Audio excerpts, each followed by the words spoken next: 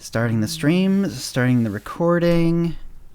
Hey, alright, this is episode 419 of the OotiniCast being recorded on the 3rd of August of 2021. I'm your host, Chill, and Kitty is here. We're going to start the real podcast soon. This is the raw version of the show with all flubs and errors intact. This raw version is streamed at twitch.tv/OotiniCast, and then we put out a copy of it onto YouTube afterwards.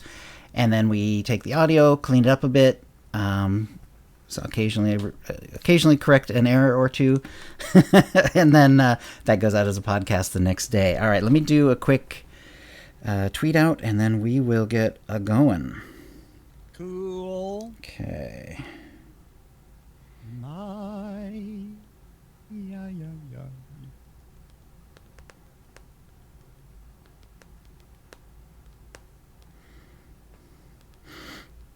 Okay. All right, let me let's see, where is it? Oop. No, that's not it. Hang on, I'm getting through the app, but I was hitting the wrong spot. All right. Heck. So 419.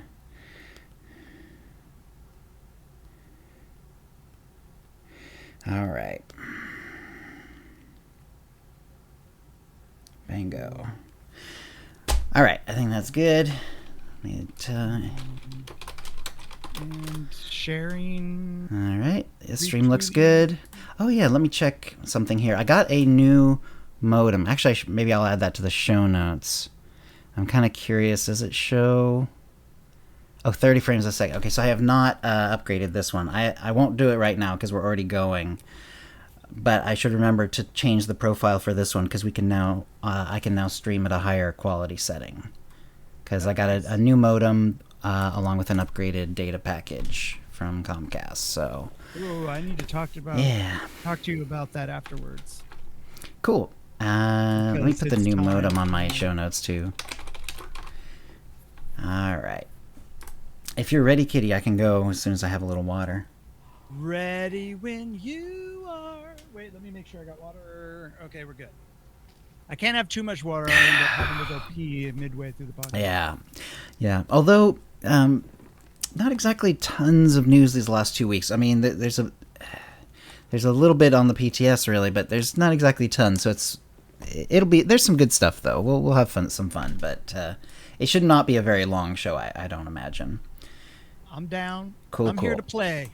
I'm here to make fart jokes. All right. Let me expand this a little bit. There we go. That looks a little better. All right. So I'll try to remember to do that like tonight when I'm editing. I'll also go back to my OBS and change the profile so that the stream will go out at a higher quality setting. Although, I mean, maybe it doesn't matter so much. I mean, it is just 2 webcams and the audio. Yeah. 99% of the time. Once in a while, we'll share something visually, but that's pretty rare. I've heard sometimes it can mess up other people's. Sometimes, yeah. They can manually tell it. They can manually change it. But yes, it's true. If you want to keep it a little simpler for people, sometimes that's good. So maybe I don't know. Maybe we will keep it at this level. I guess. Maybe that's something we can ask. I don't think it maybe quite warrants a full, mind trap or anything like that. But maybe we could do a poll on it or something, or just ask people in the chat later on here. All right, but if you're ready, I'm ready. My Audacity's going, and everything else looks good. A little more water, and we'll get going. Chug-a-lug, Donna. All right. Going in 5. Hi, and welcome to the OotiniCast. Allow me to decide for you. You're in. This is episode 419, being recorded on Tuesday, August 3rd, 2021. I'm your host, Chill. With me is my co-host, KittyKissz. How you doing, Kitty? I'm doing great, Chill. Thanks. All right. And no guests today, but let's just roll into our weeks. What you been up to since the last show? I've been stupid busy in real life. Okay. And what's really weird, I don't know if you guys have ever had this.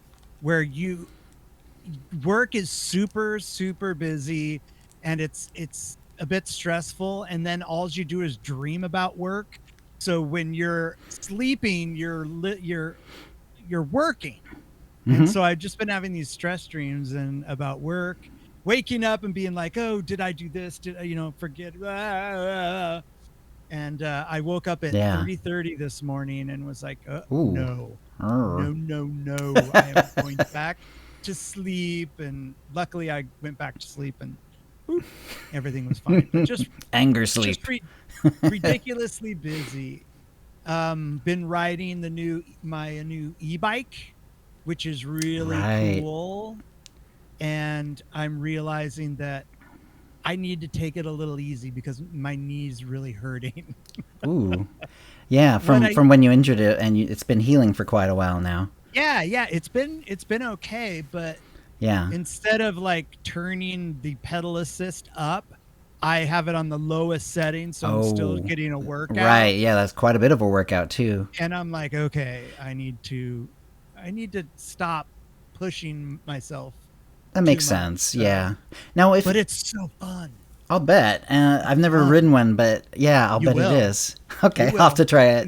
When you come over, you're gonna totally give it a spin. If it's not assisting and you're just pedaling, does it feel like a regular bike, or does it do you have to work even harder because it's like heavy and stuff? It rides like a heavy bike. Yeah. It rides like a heavy bike. I used to have kind of a beach cruiser for a long time, and it kind of feels like the beach cruiser. Right. But what's really cool about the pedal assist is that I'll be at a red light, right? And as soon as it turns green, you hit that pedal assist and boom, you're off. Like you're going super fast. It feels so good. Nice. And this is a real jerk move on my half, and it might be half, but I'm going to come clean. I used to yell at people on pedal assist bikes and yell out cheater when they'd ride past me. Ah, yes. And now I feel I'm a little wishy-washy, buzzing past people on, like on bikes going up hills. But so I got to get over it. It's sorry. But, I can't wait. Right now I'm thinking I just want to go out and ride some more, but I gotta take it a little easy. And then, definitely. Don't hurt your knee again. Don't re-injury at our age is not fun. So also I think I need to put some numbers up, maybe write the number 50 on a big white piece of paper and be like, hey dummy, you're 50. You're 50, you're not right? 20 anymore. You gotta heal up before you go out. Yeah, absolutely. But anyway, I've been doing a lot of streaming and it's been really, really fun. I can't believe that I have such just a generous community, and they're growing as my friends, and I love seeing them, and I miss them when I'm not streaming, and I just feel like the luckiest streamer on Twitch. Nice. And let's see what else. Oh yeah, I'm almost done with Thunder Kitty. Oh yeah, okay. I just started Onslaught, and as Onslaught starts going, not only does everything seem easier on a ranged class, but ranged AoE DPS like that Sork has, oh my god. Yeah, you can blast through it, can't you? It's crazy. It's so crazy how fun it is.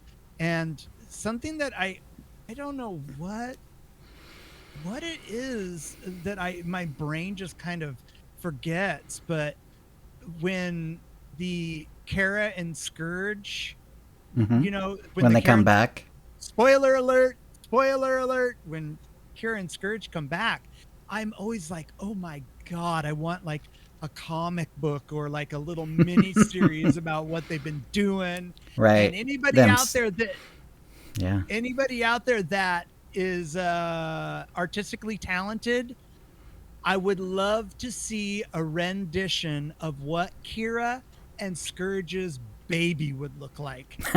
Because I was thinking about that today. I'm like, oh my god, that kid would be so adorable. With that dark Sith, pure blood skin, and then of course Kira. But I love that. I love it. I hope that they continue on that storyline, and those two get to hang out more because I can't get enough of it. That's awesome. Yeah. And it was that's about it. Especially nice because, if you had that class and you're waiting for those two to come back, because they're from the same class story on the night, and if you had a night, you waited a long time for those two, two of your class people to come back. I mean, you get T7 right away, and everyone gets T7 actually, even if you're not a knight, but you get T7 right away, and then you can get the others eventually. But then Kira and Scourge both, you have to wait so long. It's crazy. Long. Especially if you were playing the game when all that started. You were literally years out from getting your Padawan back, essentially. Yeah. Yep. And the romance arc character for a male Jedi Knight, anyway. I have one more thing that happened this week. The wonderful, she's in chat right now, the wonderful Kitty Treats designed a new logo for the stream, and it's done in the Old Republic font, and it looks just I saw it. Yeah. Did you tweet it out or something? Because I've definitely seen it. Yeah, it looked great. Yeah. Awesome. I love it. So fun. I got it all large, expanded, and then the small, all over the place on my stream. But nice. I love it. It's great. Thank you, Kitty Treats. But that's it for me, Chill. All right, then. Let's see who's in chat today. Let's see. 152 Domino. Deckion is here. Hey, Deck. Eric PA 972. Fee is here as well. Hi, Fee. Kitty Treats, the aforementioned Kitty Treats, is here. Hi, Kitty. Cogas is here. Lone Wolf is here. Hey, Lone Wolf. Nanders. Arjar is here. Arjar. Switchy. Tsunami Safari. Hey, Tsunami. Wow, we got a lot of folks here. A lot of recognizable names, of course. And let's see. So, what I've been up to? It's been one of those weird weeks where a lot of things have happened. Even it should have been just another 2 weeks, but a lot of little things happened, kind of added up for me. So, what have you been up to? Hey, Carrie Loons. Didn't see you on the list. The list updates very slowly. So, but hi. Also in chat, Carrie Loons. Hey. So I did get a new cable modem, and so the last couple of days I've been streaming at a higher rate. I haven't changed the OBS for OotiniCast, so this one's going to look the same. So sorry. I might change it, but it's just two of us talking heads, and I don't know how much it's going to improve by increasing the throughput or anything. But on the actual stream, it's really cool because now I can do it at 3,000 instead of 6,000 instead of 3,000. So I've doubled the throughput, and I've also doubled the frame rate. So and it just looks a hell of a lot better. You doubled the frame rate? I went from 30 to 60, yeah. I kept it at 30 because 30 is kind of reasonable, and I just had it that way. And I couldn't really go much higher without taxing what my upload speed was allowed to do under the old system. But with the new modem and also an upgrade in the service, I can do... And it's pretty easy, too. It's not taxing my output. It's not taxing my CPU either. Actually, I'm finding that, even though you'd think streaming, it has to take all these pictures and format them and get them out, and it has to happen instantaneously, basically. It doesn't really add that much to the, it's a 4-year-old computer too, but doesn't really seem to tax the CPU at all. But yeah, so the stream looks a lot nicer, and I'm gonna do some other fancification. I'm gonna work on my stream as well. But go ahead, Kitty. Did you get is your new modem the kind of it looks like almost a tower? It's whitish and it's taller than it is wide. Yes, it's that. Okay. It's that kind. It's there's a name for it. Hang on, I've got the little card for it here. It's called an X-Fi gateway with a little X, big F, and an I. X-Fi gateway. Oh wait. Oh, so you got a non-Comcast? No, it's Comcast. Modem. Oh, it is? Oh, yeah. Can I see it? Can you put it in the I cannot lift it up. It's not in a place where it can get it into the thing, but it's from Xfinity. All right, we need to talk after. And it looks like it has this sort of shape to it. It's like I say, it's taller than it is wide. It's like in inches, it's probably like 4x4 by like 6 or maybe 8 inches tall, and it's white. Looks very.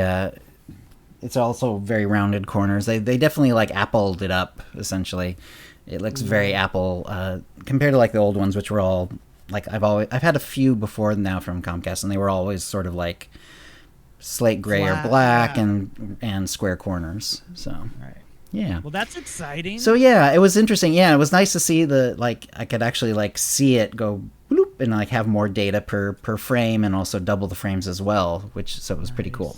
Yes, exactly. Max out all the things, exactly. Yeah, so you can download all that. The download speed is way faster too. Yeah, exactly.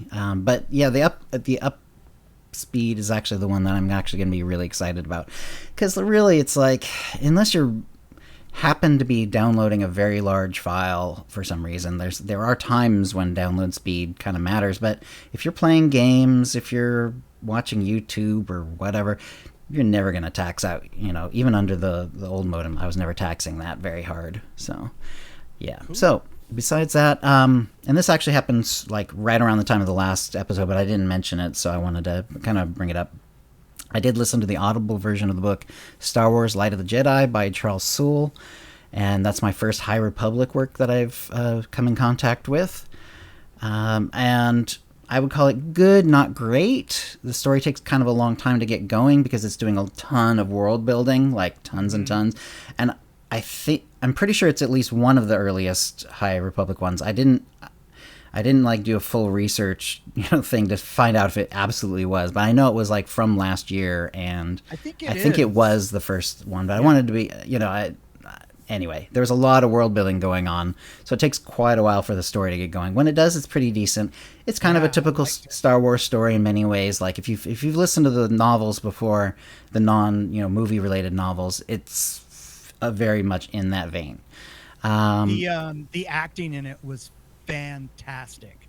Yeah, like the quality of acting and the sound effects was great. That was a lot of fun. Yeah, exactly. Some interesting. For me, it was like the ideas were a little more interesting than the characters. I'm hoping that when I do some more High Republic stuff, that some of the characters will come more into the focus, because like I remember some of the stuff that happens, but like the characters just washed right over me. It's only been 2 weeks or so, and I can't remember any of the characters really. They nailed us with like 20 characters. Yeah, with a lot of characters, and then there's some and a lot of world building. Yeah. Some of them are not going to be, or don't make it. Right. But that's an interesting thing that's going to happen later on, which is very cool. Right. And so I thought the idea behind the bad guys was sort of interesting, where they basically, it's not to get too spoilery, but they have a technology that, potentially makes them a threat to the Republic, essentially, at least potentially in the future. Yeah. So there's some cool stuff in there.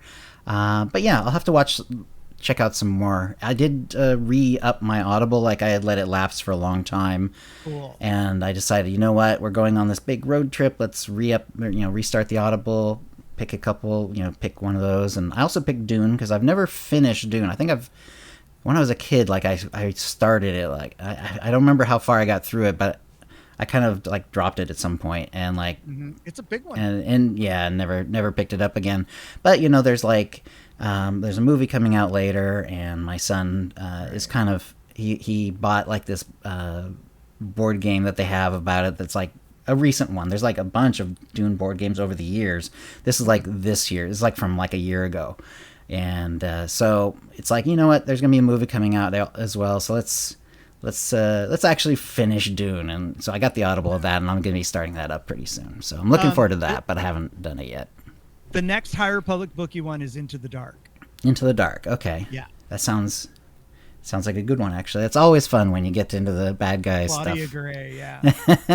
It's good stuff. All right. So if I have another Audible credit already, I'll make sure that one's the next one. Excellent. Do it. I can't wait. Getting back to SWTOR though, and in game especially, I've been doing some PvP leveling. I have 2 characters. One is pre-43, so I can queue up for that, if I want to with someone else. But the other one that I'm just doing either duo or just by myself is 43 to 74, and she's the higher level one's the Marauder, lower level one's a Merc Healer. And I'm just enjoying that. It's a lot of fun. I just do sometimes I'll do as little as like one Warzone and call it good, because I still log on every day on Chill 10, the 10th level character, who is logged out in Korriban in a way that he cannot possibly gain another experience point. Like he's not doing any crew skills. He hasn't joined a guild. He's not. Right. Not doing anything that might accidentally get him above level 10. Yeah. And because of that, I can have the daily Warzone one approximately like 75 to 80% of the time, depending. I think that the math is close to that. It's like 75 to 80% of the time, and that seems to be like how I'm experiencing it as well. So. Are you enjoying the PvP, or how? Actually, I am. Yeah, it's been nice to kind of get back into it, because it's a little awkward right now, because like the lower level ones, like low B PvP is always just kind of fun. It's just like running around. 43 to 74 though, it's a pretty big gap, because she's on the lower end of that. She's like 51 or 2 right now. It's pretty rough going to get up against the 70s and the 74s and all that. So it's like right at this moment in time, it's a little awkward, and it's not exactly that exciting to go in and get beaten on. But because I focused pretty hard on it and stuff like that, I usually do okay. Like I'm kind of keeping up with like the 74s and 75s on my team in terms of damage and stuff like that. Like I'm not being left in the dust. But it's really hard, and I have to really do well to like. And if I get like stunned at the wrong time or something, then I'm just dead. Right. Because I'm still missing some cooldowns and stuff like that. But it's all good. I still want to do that. I mean, that the idea of just leveling a character up, and I had planned on doing it as well, and using our good friend Kogas as a guide for Juggernauts and Guardians, and I'm going to use that and try to I gotta tell you, get up there. I've been meeting some Juggernauts and some Guardians who have just put down the beat down on people. Especially including on me, but I've seen them up on both sides, of course, but nasty. Nice. So because of that, I've been doing Warzones almost every day. Usually, sometimes I'll just do the one, and it's like, hey, I got the Galactic Seasons point. I'm good, and let's just let's get it going on to something else. And sometimes I like stay and I just try to get a few wins in towards the weekly. Where are you at in Galactic Seasons? Oh, what's the number? I don't know. I'm not like so far ahead. Like I still have the little notifications that I could buy it up with credits. You know how like that happens. But I'm not very far behind it either. I think I'm somewhere in the 50s at this point. Okay. And I'm way ahead of before I started doing this, because this has gotten me way further on Galactic Seasons than I was before. Like it's a really good way to do it, actually. If you like, if you like PvP at all, then I highly recommend it, just because get that level 10 character, log onto that person first. Yeah. This is the tip of the week from a few episodes ago, and I stand by. It's probably the strongest. Awesome. It's the strongest tip of the week I've ever come up with, anyway, personally. I use it every day. Yeah, you use it every day. Like Meltz is using it, and I know other people have been using it. It's really good. Like if you want either Starfighter or the Warzone one, it makes it so you can practically guarantee yourself one of those. And the other ones that you can get, even if you don't get that one, you're gonna get like either Homeworld 1, Homeworld 0 of 75, or Capital World 0 of 75. Those are the only other two you can get. You can Warzone, Starfighter, Capital World, Homeworld, and those two you can burn through those so fast as a high level character. Anyway, enough of that though. Yeah. So made a Lee Van Cleef bounty hunter. I have a picture of him on the next page on the show notes. I'm really happy with him. He's a lot of fun. Very dark, going, because he was in both Good, the Bad, and the Ugly as the bad, and he was the kind of the main villain in For a Few Dollars More. Yeah, I'm so happy. I tried with the hat. He has a hat technically, but I blanked it out because it just doesn't look right with the weird leathery flaps covering your hair and ears. Oh, right. It's like, ugh. I really do wish that. And I know why they did it that way. It's because hair clips through and everything. I wish they would just put out a hat, and some regular hats out anyway, and let them clip. Like, even if they clip on like half of the hairstyles in the game, just put them out with that understanding that a lot of hair is going to clip through this. Hair will clip through this, but but when it doesn't, it's going to look awesome. So, yeah. Anyway, he's very dark. What level is he? I don't remember. He's not super high though. I think we are. We're basically right towards the end of Act 1. Like, we've just met the Mandalore, and I think we've gone a little bit past it, but not very far. Yeah, and it's fun to do the dark side stuff this time. It feels good because like it's actually like a character who definitely would like do the dark side stuff like 99% of the time. And the only time he does light side stuff is if it makes him more money. That's basically the only time he's only chosen like light side like once, I think. So yeah, also doing with Meltza pretty often now. We've kind of gotten back in the swing of it. We've done it like 3 times a week last couple weeks. We've just started the Kopfi chapters, and I'm going to be tagging along on his chapters, kind of like how you tagged along with me on my chapters when we did it, Kitty, a while ago. Oh, right. When we were doing.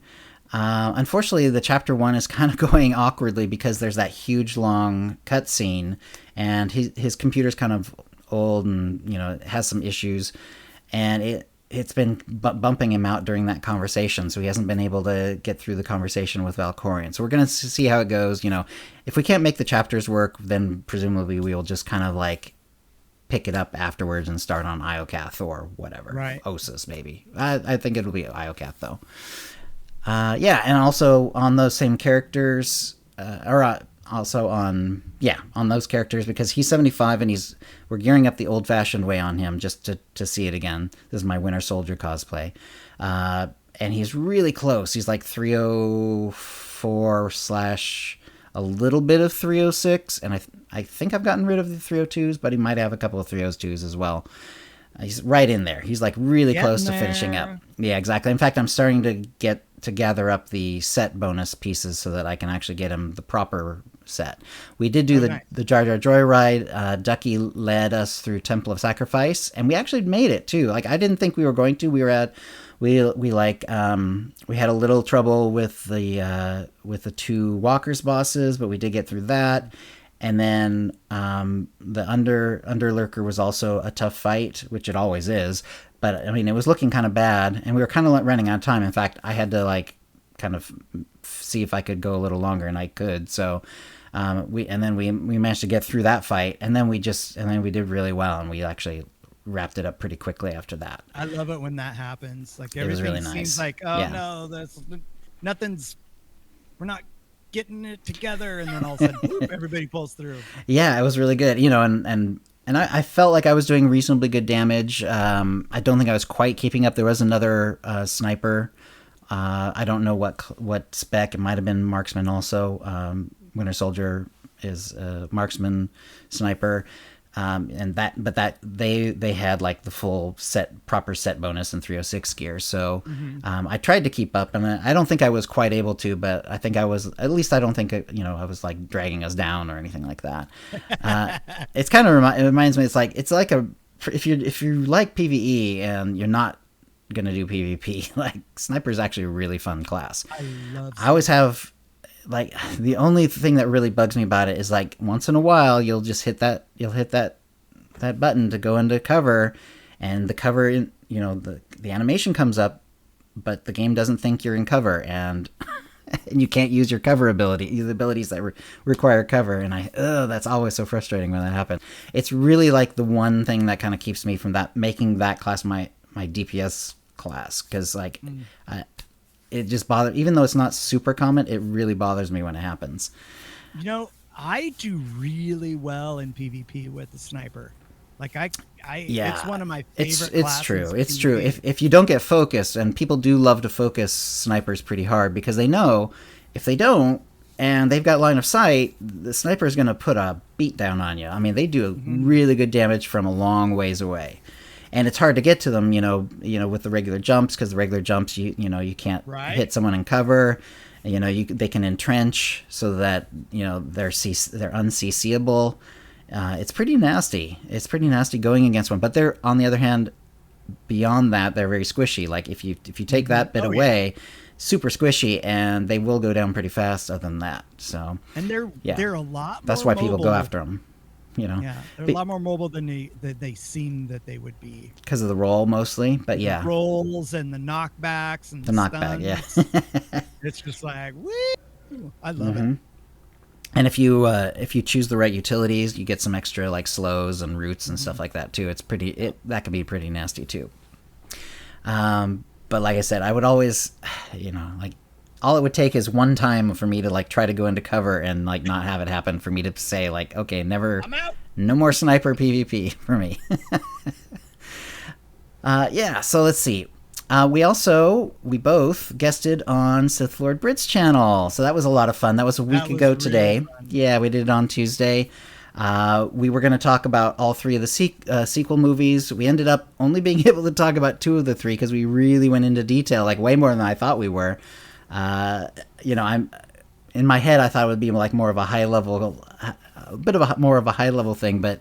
Yeah, no, she had notes about everything, and we rolled right through it. We did do some higher level stuff, like at the end of each movie, and kind of talked it over about how they sort of connected up with each other and what we thought about them and stuff like that. It was a lot of fun though. Really enjoyed it. So thank you, Britt, for having us on. Yeah, I really like that, and we are planning on trying to figure out a time to go back and do Rise of Skywalker as well. And talk about that one, because that one's, a good one to talk about too. Yeah, it is. So by the end, that last, 45 minutes, I was just like, oh man, because I had woke up at 4 a.m.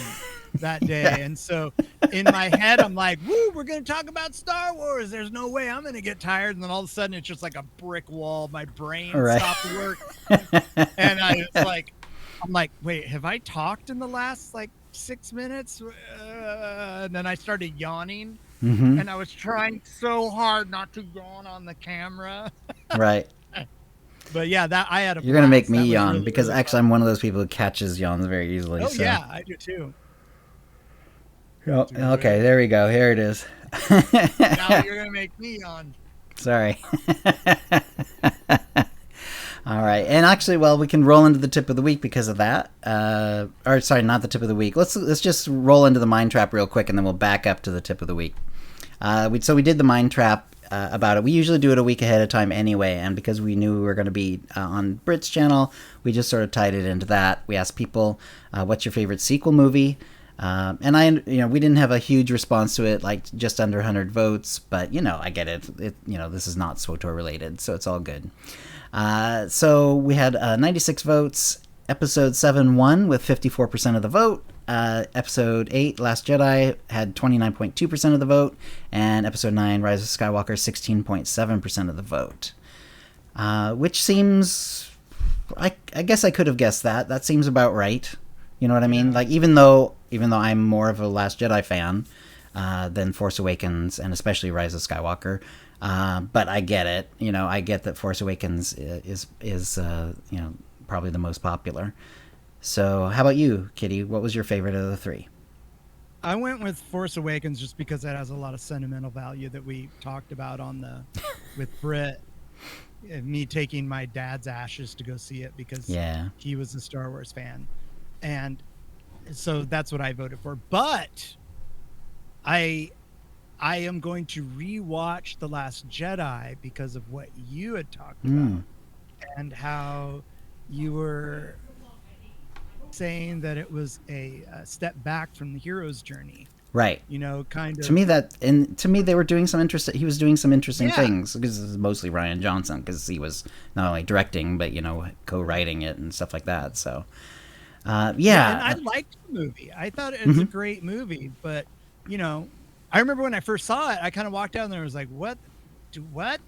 Like, so much happened. I didn't know what to think and blah, blah, blah. But I've always enjoyed it.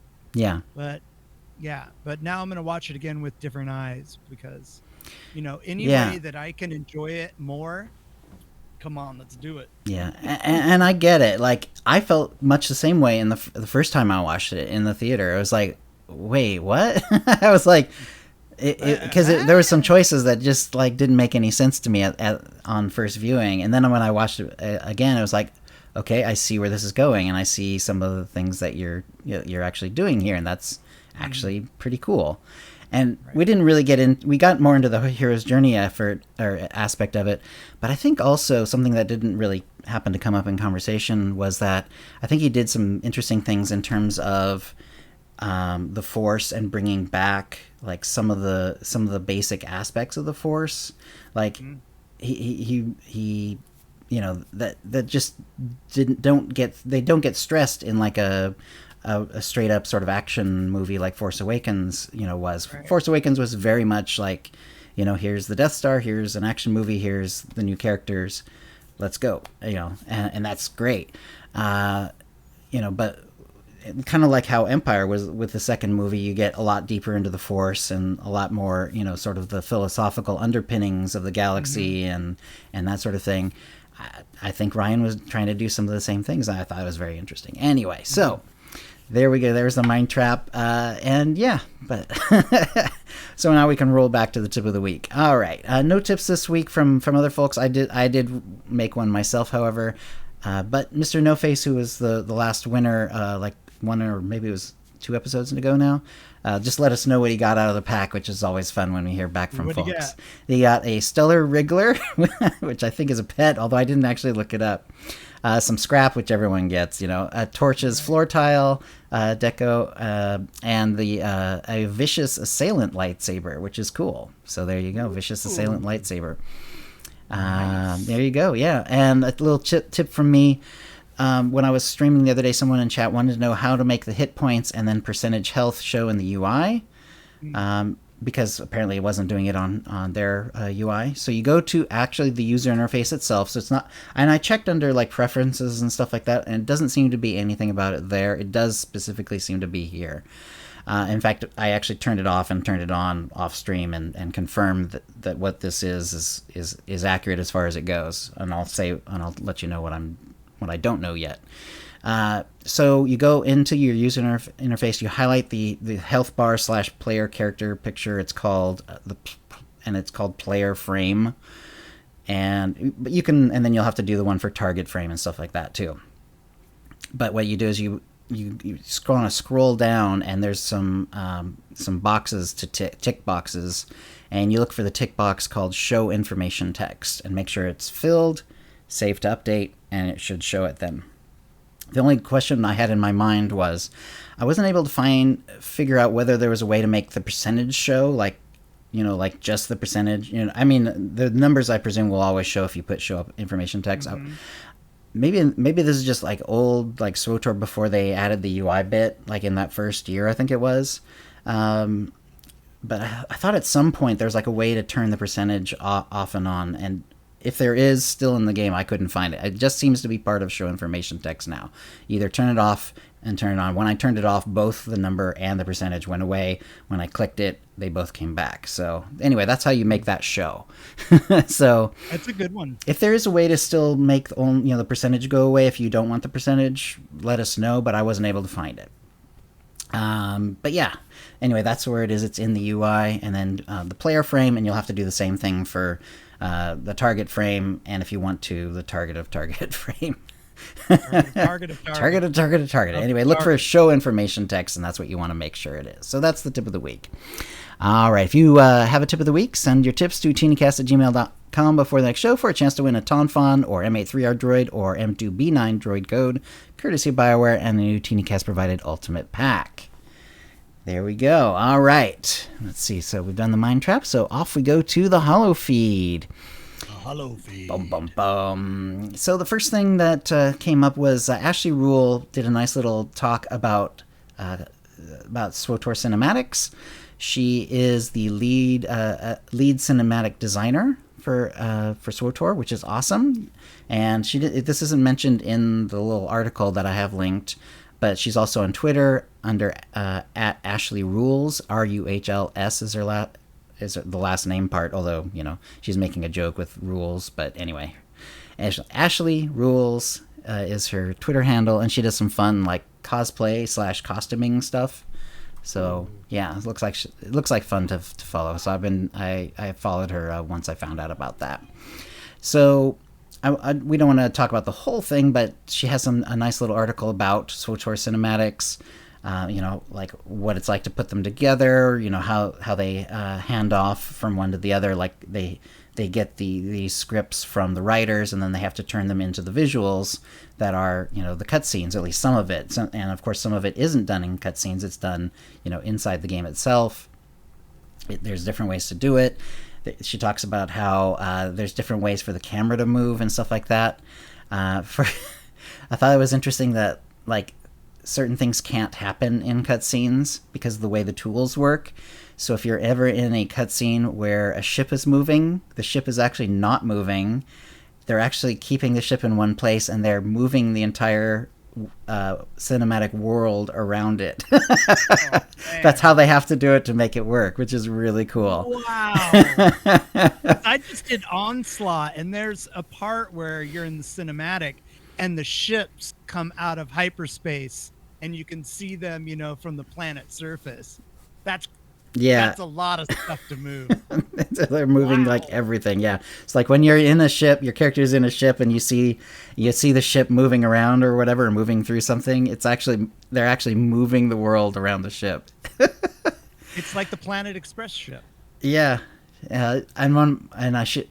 One of the things I really like that she mentioned was from the original game. So this is, if you've ever done this side quest on Quesh, you'll probably recognize it.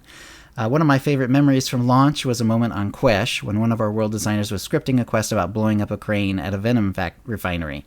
There was no cutscene originally assigned to the quest, so the designer approached me and said, instead of playing this out in gameplay, could we make it a short cutscene when the crane blows up? My eyes went wide and I asked, can I make it a cool guys don't look at explosions moment? The resulting scene might be my most screenshotted scene I've ever created for SWTOR, and I was absolutely delighted that the community enjoyed it as much as I enjoyed making it. And they have an example of that exact cutscene. And yes, if you ever do that little side mission on Quesh, you will recognize it. Every time I've had a character go through, I always anticipate that scene and I take a screenshot every time. Wow. Well, there you go. Yeah. She also that story's great too. Yeah, it's a lot. It was fun. She also talks a little bit about crafting the romance scenes and stuff like that. So anyway, it's worth checking out. Check it out on SWTOR.com. We also have a link to the exact article in our show notes for 419. And so congratulations and thank you, of course, to Ashley Rule. Good, excellent stuff. And, there's a lot of people working on those cutscenes, and that's why they're so amazing. All right. There was also a preparation for Legacy of the Sith expansion later this year. They put it out as an Imperial intelligence report on the planet of Manon. Also worth reading. Also a little bit too long for us to just read out, here. But some nice bits here about Manon, because we've already seen on the dev stream and stuff like that, the little Manon shots of like the Empire's ships over Manon and stuff like that. It's going to be excellent. They talk about Manon's political landscape, neutrality, and isolationism. So Manon has been able to keep its neutrality, at least so far in the galaxy. Both sides, of course, very interested in Manon, mostly because of the Kolto, because Kolto is sort of the main healing thing. It's, if you're new to SWTOR, Kolto is basically Bacta. Later on, presumably at some point later on in history, they come up with Bacta, or they find Bacta, or they make Bacta, or whatever Bacta is nowadays. That's the healing goo later on, but the healing goo in SWTOR is called Kolto, and the main, if not only, practically source of it seems to me be Manon, and so of course both sides want it. But they've been able to maintain their neutrality. So there you go. And it also, of course, it also shows up in the original Knights of the Old Republic. So there you go. I mean, it's always been sort of a SWTOR fan favorite because of that. It's shown up now a couple of different ways. There's been a Prelude to Shadow of Revan flashpoint that sort of brought Manon up the first time, and then they also added a stronghold. Now there's going to be like a whole story bit there, and it looks like there's going to be some like daily mission sort of area sort of there as well once the expansion comes. So yeah, that's what they're talking about. Very exciting. The pictures that they posted of Manon, you know, with the Empire being there, always I love that. As soon as I saw it, it reminded me of one of the shots from Solo, a Star Wars story, when they're going to, you know, Kira and him are headed off to the starport, and you know, you see all those parts being lifted up that are going to be attached to the Star Destroyers, and you know, some of the ships in the background. I love that stuff. Yep. All right. Let's see.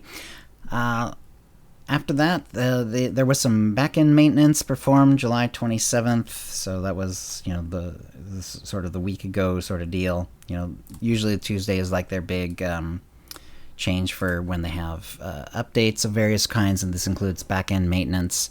However, the main reason sometimes we don't bother noting this every time, but in this case I wanted to note it because they decided to use this announcement as their chance to say that they will be using Central Time US in their future communications. Although in this case, and presumably also in the future, they didn't specify this, but apparently they're also going to still use the UTC time as well, which is sort of like the generic time. So, but they're going to use Central. They're not going to use Pacific, which they've used. They're not going to use Eastern, which they've also sort of used occasionally. They're going to just stick with Central. So there we go. Let's see.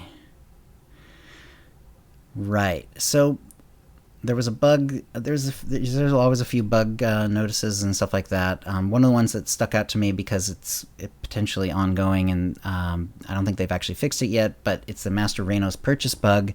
If you have less than 3 inventory spaces open, it may not show as purchased, and it can cause issues. The workaround is just to make sure that your inventory has at least 3 spaces open before purchasing your token. From the Galactic Seasons vendor. So yeah, I'm not sure exactly why you would need more than just 1 inventory space, but make sure you have 3, please. I think I know why. There are, when you get Ranos, I've noticed that you get, I think you actually get a Ranos, and then you get the option to unlock her through story. Oh. Or I think the other one was to have her generated in your Alliance Stronghold. Okay. So I think that they might have kind of just put all those into something else, and for whatever reason, your inventory still thought it was the old style of Ranos. So it doesn't multiple tokens, right? Just so it's like considering it as though it's more than 1 item that you're purchasing, and so okay, I can see where that would actually cause a bug then, because it would try to put it in inventory, then it would realize it couldn't, and then the game doesn't know what to do, so kind of prevents it, to prevent it from crashing. It doesn't do much of anything, and then that's not good. So so if you're buying Renos, just make sure that your inventory has a reasonable amount of spaces open. Always good. All right. And and Ashley Rule, who we talked about, the lead cinematic designer, she also came in on the forums this time, which I thought was fun, because people were putting, if you have a favorite SWTOR story cutscene, come over here and post. And she said, "This is a delight to read. Thanks for everyone for bringing their favorite cutscene moments to the thread. So many cinematic designers have put their signature on this game over the years, and I'll be sure to share this with all of our designers, new and old. I'm pumped for you to see what our cinematic team is making next." Me too. That's pretty cool. So right, and then the other thing is that it's kind of just the Jedi Sentinel combat styles are being tested. Only now it's going to be like all 3. Before they weren't particularly clear, but it was basically like one spec that was being tested. Now it's going to be like all of their styles are going to be tested, and so there's like Watchmen and all the other ones, like that. So basically, there is in the show notes, like it shows you like each level 35 and 40 and so on, like what you get and whether there's a choice or not, whether it's just an ability or whether you gain two different passives. So for example, level 35, gain Valorous Call and choose one passive, either Burning Center, build centering even during Zen, consuming a charge of Zen builds one centering, or Burning Zen, activating Zen immediately maxes out your focus and makes your next direct attack critically hit. Periodic burn damage no longer consumes Zen charges. There you go. And then there's another one, Force Clarity / Furious Power. Next attack deals 25% more damage. So it's showing you like what the options will be when you choose it all the way through. And it'll be interesting to see, but we haven't really had a chance to test this on the test server at all. So yeah, it's going to be interesting to see how this all rolls out. Something that I think I've been talking about on my stream anyway, Kitty. Maybe it's kind of come up on yours. Like, I think what's confusing people a little bit,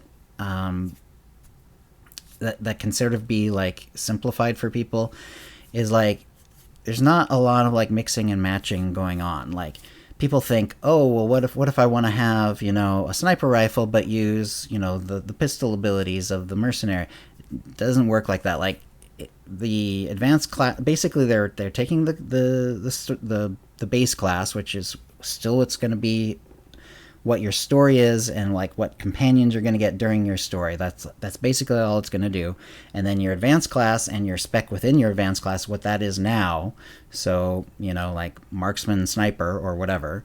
That's all going to be your combat styles. And the combat styles themselves are not going to be like as mix and match as people seem to think they are. So if you are going to choose the marksman, sniper for any of the tech classes, which should be available, that's kind of how it's working. If you have a tech character, they can choose any of the tech classes. If they're a force character, they can choose any of the force classes. So if you have a tech character, so let's say you have a trooper who normally couldn't use a sniper rifle at all, but if you want to use one, you're going to also have to make sure it's actually a sniper combat style you're choosing. Like, you're not going to be able to just pick up a sniper rifle and do like regular trooper stuff. So if you're going to have to pick up that marksman sniper or something very close to it, and that's going to choose everything. Like, everything is basically going to be the same as if you were a marksman sniper, except you're going to have a trooper story. That's basically how it's going to work. You're just lifting all that up. And as far as we can tell, like, everything else is going to come too. Like, not only is the weapon going to be the same, probably the armor is going to be the same. We haven't really had that confirmed from them or not, but it seems to be likely. Or maybe they're going to get rid of armor in some way. I'm not sure. I don't think they will, though. I think they're just to simplify things for themselves. They probably are going to keep it all the same. But like, it's going to be like medium armor. If you're choosing that combat style from a medium armor class, it's going to be medium armor. But it's like, and everything else is basically going to be the same. So if you just think of it that way, like, that sort of makes things a little easier to understand. Like, you're not going to just mix and match everything in the game. You're not going to be able to mix and match abilities and from here and there and everywhere. You're not going to have any ability, any combat abilities at all that aren't related to your combat style, because that would make things too complex. Like, if you're a sniper, but all of a sudden you can do hydraulic overrides because you're actually a bounty hunter, they're not going to be able to balance that. So like, all your abilities are going to be related to your combat style, like all of them. So it's like that. And hopefully that makes it a little easier for folks to understand, because I think there's a lot of weird ideas out there about what combat styles will and won't be. But if you just think of it as that, I think it'll help a lot. It also sounds like they're condensing some of the abilities. That's the other thing that's making things. Unfortunately, that's the other thing that's making things complex at this moment, is because they are trying to like reduce the sort of the button bloat. Right. They're definitely reducing the amount of abilities that are out there, and because of that, it's complicated stuff. Unfortunately, like it would have been great if like the first. For the first test server, it was like you're literally just picking up an advanced class from another class and just slapping it into, a base class from another one, and you're just testing that out. It'd be great if that could have been, but I don't see how they could have done that. But yes, that's the other thing that's sort of happening in the game that's making these edges and ideas sort of fuzzier, is because like, where are these abilities? They're doing a little bit, a couple of things that hopefully will make it a little easier, because like they specifically left off a couple of abilities, like your interrupt and your single player stun on the last test server, and they're gonna bring it back for this one. It would have been nice just to have included it before, because it really does complicate things when you go on there and you don't know. Yeah. Oh, is this ability really gone, or is it just gone because they don't want to test it? Scared the crap out of me. It's like, yeah. It got how are you gonna do it got confusing, and I understand if there's a little list that says somewhere, hey, you're gonna have your interrupt, you just don't have it to test right now, and that's fine. But it gets a little complicated when it's like other abilities that are sort of disappearing or being merged into other abilities and that sort of thing. It feels like a lot of the utility abilities tending to be sort of mushed together in various ways, or you're going to have to choose between one and the other. Right. Presumably for, like it might be like a PvP versus PvE thing, or it might be a, AoE versus single target thing, that sort of thing. Or hot versus direct damage thing. There's going to be different reasons to choose different ones, but some abilities are going to be like not really available, even though you could have chosen it and gotten it, but you're going to choose something else and it's going to be that one instead. It'll be interesting to see what happens. I'm hoping I was an SWG player, and that's what Dekion was talking about, that careful BioWare, don't turn this into galaxies. And they did a combat upgrade, and it ruined the game. So I've always heard about that. I'm giving them the benefit of the doubt, because I'm not going to speculate something that might not happen. But I'm looking forward to it. But I'm also like, oh, please, please, please! I love this game. Please, please. All right. Was there anything else, Kitty?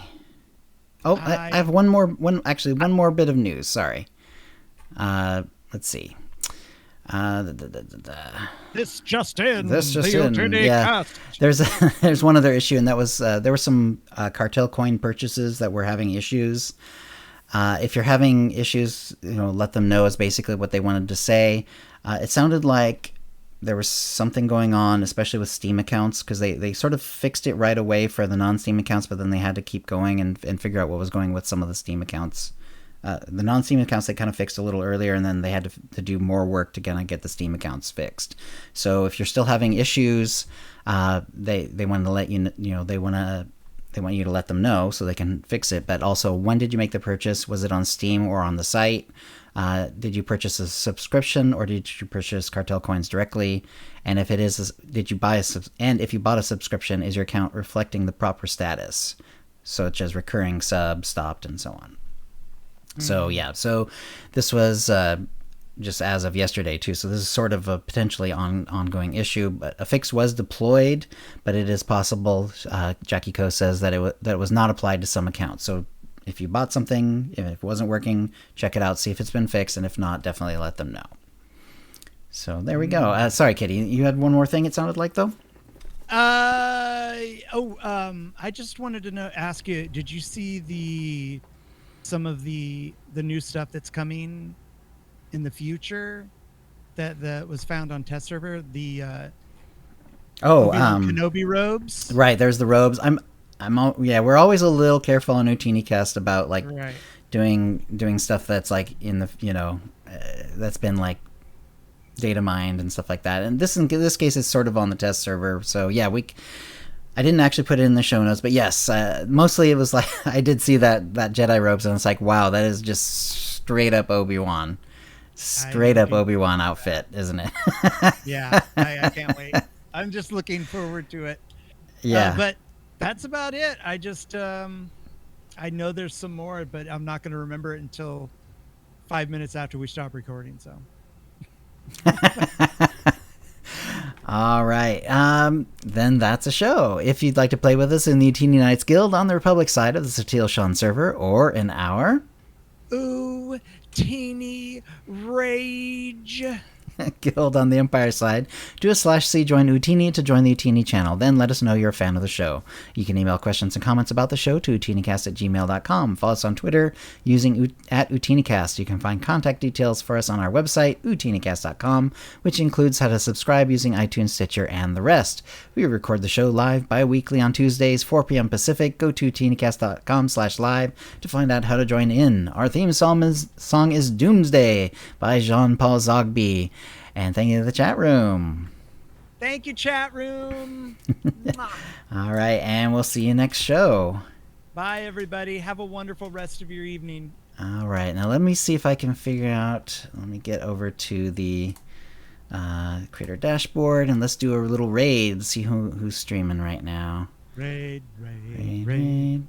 Manage the stream. Do. All right. Oh, Marcus is we often do Marcus. I'm okay with doing Marcus. Let's see, where is he?